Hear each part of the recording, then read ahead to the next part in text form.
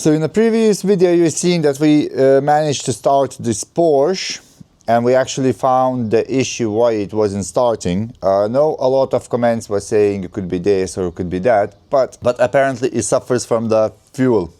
So now what we need to do first is put the starter motor inside of the car. Then we need to take out all the fuel from the fuel tank and fill it with a fresh one once again. But until the car looks in a state like this, when I don't have any intake manifolds, I would like to check the injectors as well. And also maybe I'm gonna reach the crankshaft sensor, because I think there is some debris stuck to the crankshaft sensor, and I want to just to clean it and make sure it actually works. Because as I said in the comments, that there is two faults, which is crankshaft position sensor and a camshaft position sensor. Interesting thing is, every single time it shows a different fault. So let's say if you even reset the fault, it comes up as a crankshaft. You're gonna reset it again, it's gonna come up again as a camshaft.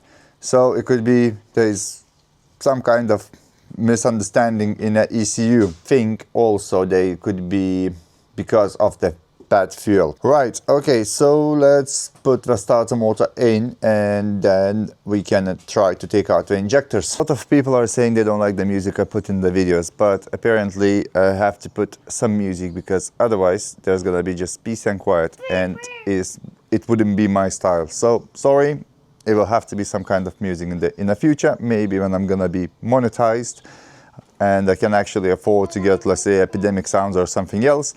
Then I will get a subscription and I'm gonna pay, but apart that, I'm getting only free music, so I don't want to get on the copyrights. And again, to put the starter motor back is just two bolts, one in the bottom, one in the top, and then another two bolts for the negative and the positive cables. And I think fuel injectors are actually located right in the top of here.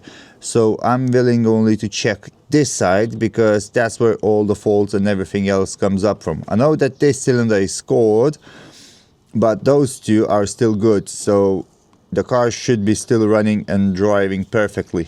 Well, not perfectly, it's still gonna be some kind of the, you know, a lack of power or something else, but it has to start and it has to drive. Let's put the starter first and then we can remove the fuel injectors and check how they're looking.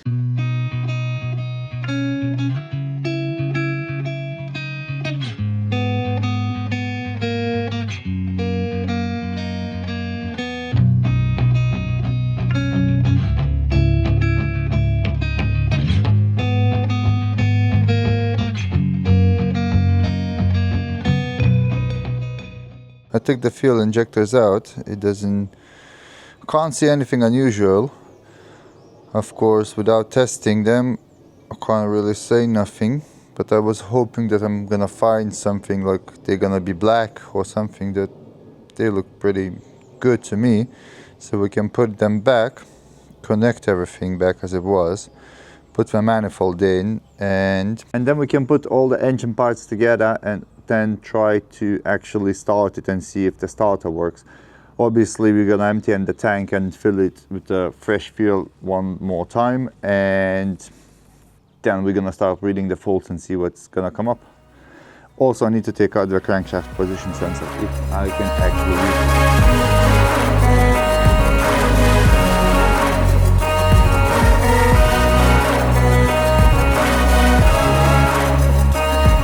Injectors are back in a place and I can see.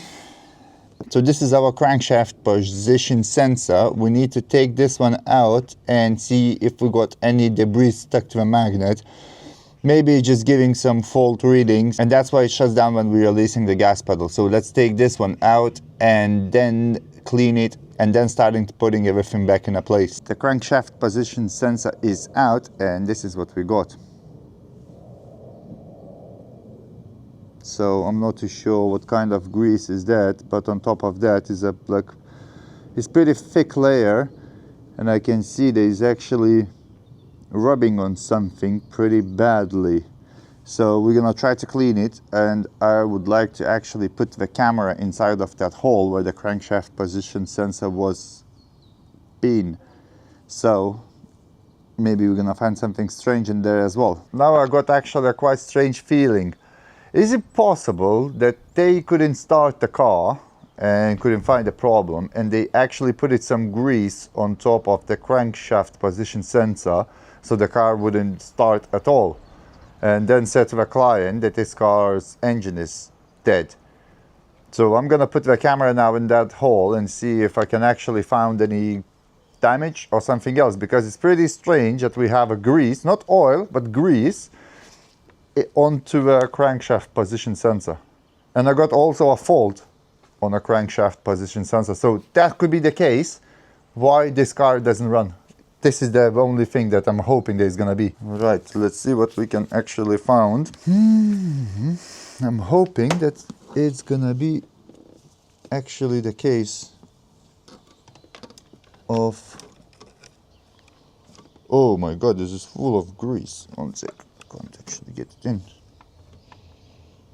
Jesus. I can see the flywheel, but I can't tell you why it's actually greased, because look, it looks pretty clean to me. I mean, the sides you can see there's some grease as well, but it's pretty strange to me.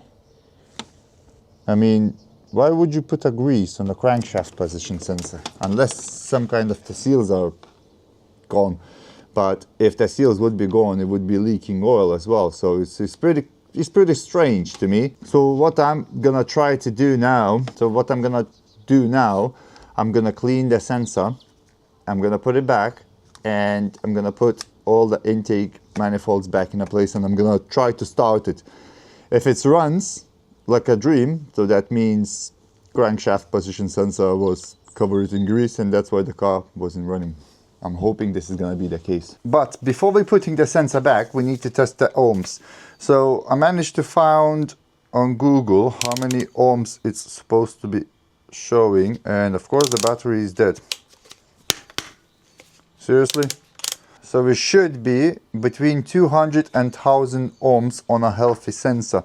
So I have just tested that sensor and it says 240, and when I touch on a metal plate it goes over the 1000. So that means it's actually working. So we can try to put the sensor back in a place, and hopefully it's gonna be that case that it's gonna just start and run. We got the sensor back where it was, nice and clean. Now we just need to clean the intake manifolds and put it back here. Of course, as always, I was thinking that the camera is on. All the manifolds is now clean. We can actually assemble everything in and try to start this car again.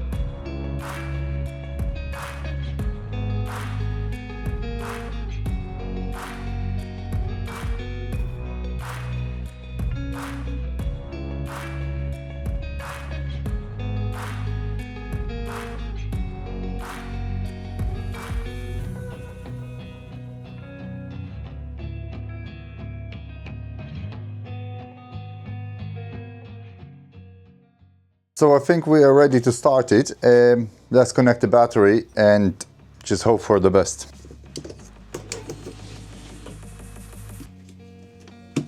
Okay, let's give it a go. I'm actually a bit scared because I'm not too sure how it's gonna go.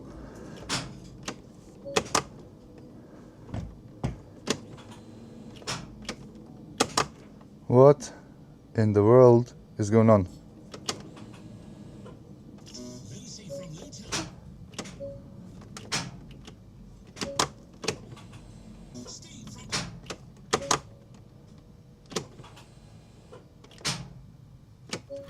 Well, it's not good news. It ended up not the way what I was actually expecting and I was planning. So the engine is now seized, unfortunately. Why? I don't know. I have no idea. I was thinking that it was a starter motor issue.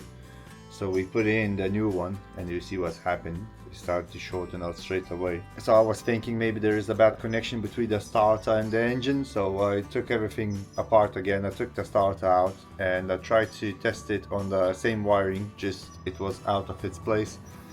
And the starter spinned. Then I tried to turn the engine by hand and it doesn't turn. So why it seized, I have no idea. Oh man, it's a shame.